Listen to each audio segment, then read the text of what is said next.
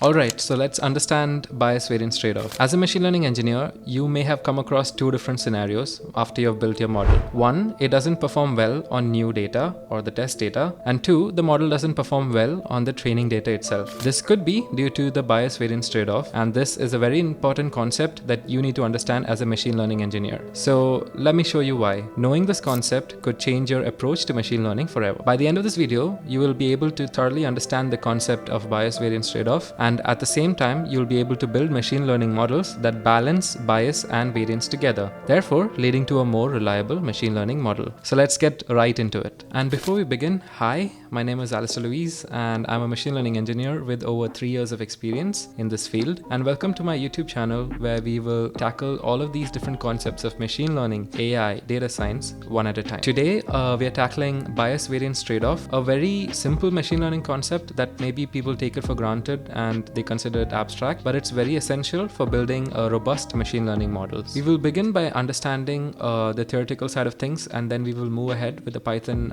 notebook that has been linked down in the description that you can use for your side projects. So what is bias? So you can think of bias as when your model is too simple or too lazy to understand from the data. It doesn't even bother extracting important patterns from the data. This is also known as underfitting, and this is when your machine learning model is too simple and doesn't learn enough from the data. Okay, so as an example, think of plotting your data points in a graph, and you will notice that it's a curve. But after you train your model and you fit your model's predictions to this graph, you will notice that it is a straight line. This shows that your model is too simple. It didn't even learn anything from the data, and it is an example of underfitting. Now, since we have seen what bias is, variance is just the opposite. It is when you basically learn too much from the data, the model learns a lot from the data that it is unable to fit to new data points. Think of it as by-hearting for an exam, learning everything word by word, and then as soon as you get the exam paper, you see a new question and you can't answer it. That's the simplest analogy for variance. So in machine learning,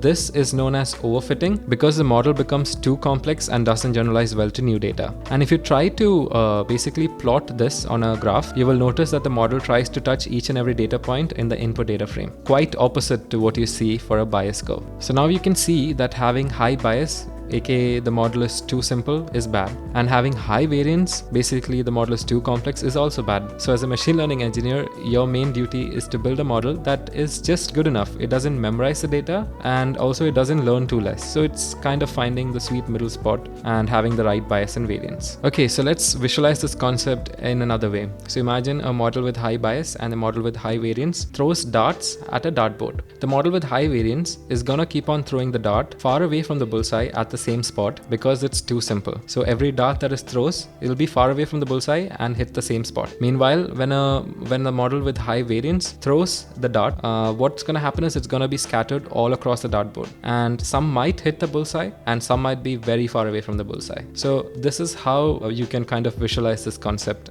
from the form of darts. Alright, so now since we have gone across the theoretical concepts, let's move on to the practical example in Python. Alright, so let's begin with the tutorial. The first cell, which I've already run, is basically importing all the necessary libraries that we need for this tutorial. So we need NumPy as expected for vector manipulation. We need scikit-learn to import the model that we'll be using and building. That is a linear regressor model, but we're kind of tweaking it to make it a polynomial regressor. You'll see it later. And then we have matplotlib that is basically used for plotting and helping you understand the concept better. You'll see the charts later. Alright, so now let's generate synthetic data that we need for this tutorial. So you can see that I'm generating a data set which is essentially a quadratic relationship with noise. So you can see the formula right here. So for every x value, the y value is going to be 3x raised to 2 plus 2x plus a random number, which is basically noise, so that we can simulate a real world data set. Let's run the cell, and now we have the data in x and y. And now, as usual, let's split our data set into X train and Y train so that we can have some holdout sets for evaluation purposes. So let's just run the cell. And now for the most fun part, let's visualize this data so you can see how the input data looks like. So as you can see, it's a parabolic curve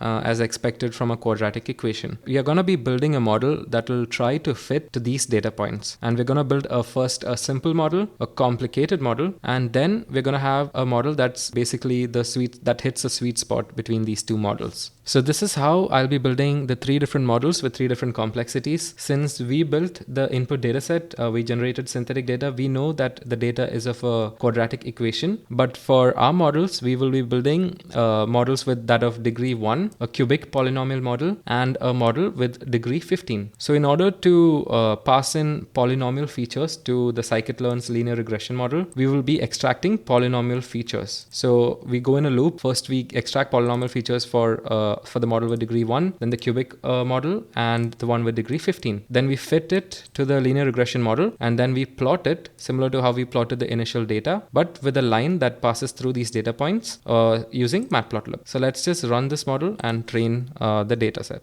train the model. So as you can see, this is how the output looks like.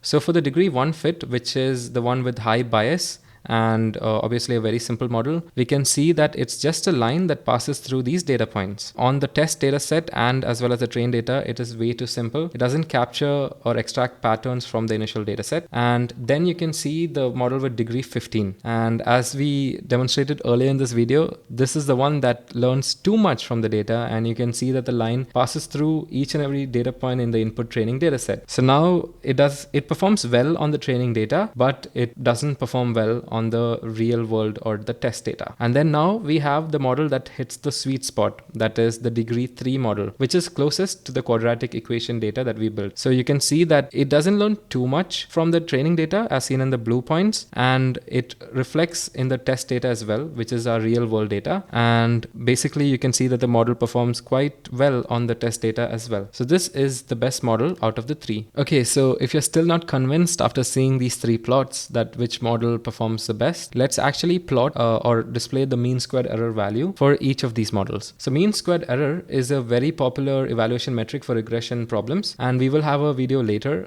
so stay tuned for it, where we will go through each and every different popular evaluation metrics for both regression and classification problems. So now coming back to this, so you can see that I'm refitting the model, refitting the data on the model as seen above, but instead of plotting, we are going to be computing the mean squared error for train and test data sets. So let's just run this. So you can see test MSE, which is the most important criteria, the unseen data. The model with degree 3 is the one that has the least MSE. So goal here is to have the least mean squared error possible. The higher the value, the worse the model is on real world data. So you can see the model with degree 1 is very bad with the test MSE of 549. This is because obviously it is just a line that passes through these data points. And the one with degree 15 is low, but it's not the best as compared to degree 3. As you can see, there are some data points that are far away from what the model predicts. This is because the model overfits on the trained data. And obviously the winner here is the one with degree 3, where you can see that the test MSE is quite low, and basically the model hits the sweet spot and has the right variance and bias. So as you saw in the tutorial, high bias means that the model is too simple, as you've seen in the degree 1 model, and high variance means that the model is too complex, as you have seen in the degree 15 model. So your job as a machine learning engineer is to find the right trade-off and find the right balance between bias and variance, so that the model generalizes well on new data, as you have seen in the degree 3 model. So that brings us to the end of this YouTube tutorial, and please do leave a like and subscribe to my YouTube channel. It truly means the world to me. Please also put down in the comments what you'd like to see next, if there's any concepts or tutorials you'd want me to cover. Also, for those who prefer reading than watching, I've linked a written blog down in the description where all the tutorials and all the theoretical concepts that we have covered in today's video is part of that blog. So please have a read of it as well and leave a like if you found it interesting. So with that being said, thank you so much for watching and see you in the next video. Bye.